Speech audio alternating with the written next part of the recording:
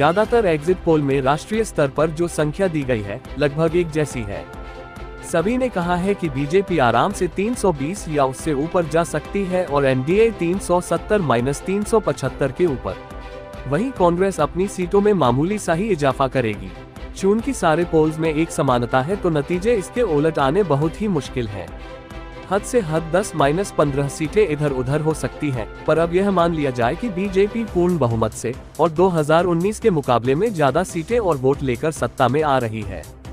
दूसरी बड़ी बात हमने एग्जिट पोल में ये देखी कि बीजेपी अपने कोर स्टेट में 2014-2019 जैसा ही प्रदर्शन कर रही है।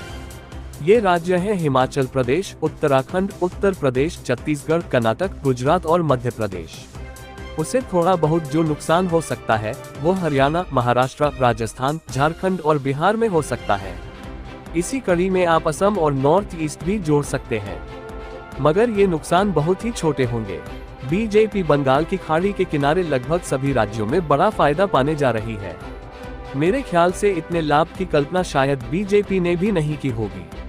बंगाल में माना जा रहा था कि शायद 2-4 सीटें बढ़ेंगी, वहां पर वह बड़ी जीत हासिल कर सकती है। ओडिशा, तेलंगाना में भी यही हो रहा है।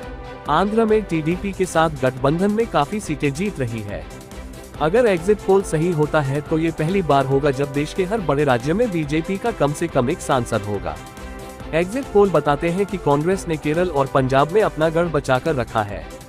थोड़ा बहुत उसे लाभ है तेलंगाना, कर्नाटक, महाराष्ट्र, हरियाणा और राजस्थान में। पर मोटी बात यह है कि कांग्रेस के प्रदर्शन में खास सुधार नहीं हुआ है। सबसे बड़ा झटका लगता दिख रहा है आम आदमी पार्टी को, जिसके पास शायद कोई भी सीट ना हो या 1-2 सीटें पंजाब से आए। भारत राष्ट्र समिति को भी तेलंगाना में धक्का लग रहा है। बीजू जनता दल को ओडिशा में तो तृणमूल कांग्रेस को वेस्ट बंगाल में झटका लग रहा है। ये स्थिति इस वजह से भी हुई कि शायद विपक्ष की जो रणनीति चुनाव के दौरान बन रही थी वह सफल नहीं हुई। विपक्ष ने सितंबर 2023 से लेकर फरवरी 2024 तक अपना समय गठबंधन की इन बातों में गंवाया कि कौन बाहर जा रहा है, कौन कितनी सीटें लड़ेगा।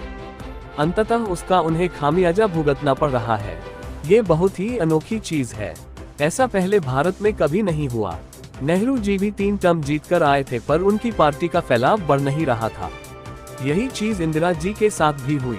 तीसरी बात, अगर ये नतीजे सही हुए तो आने वाले समय में विपक्ष के लिए मुश्किलें बढ़ने वाली हैं। इसका यह मतलब नहीं है कि विधानसभा चुनाव के स्तर पर मुकाबला टक्कर का नहीं होगा और बीजेपी आसानी से जीत जाएगी। पर नेशनल लेवल पर बीजेपी को चुनौती देने का विपक्ष का जो सपना है, अब वह 5 साल के लिए मुलतवी हो चुका है।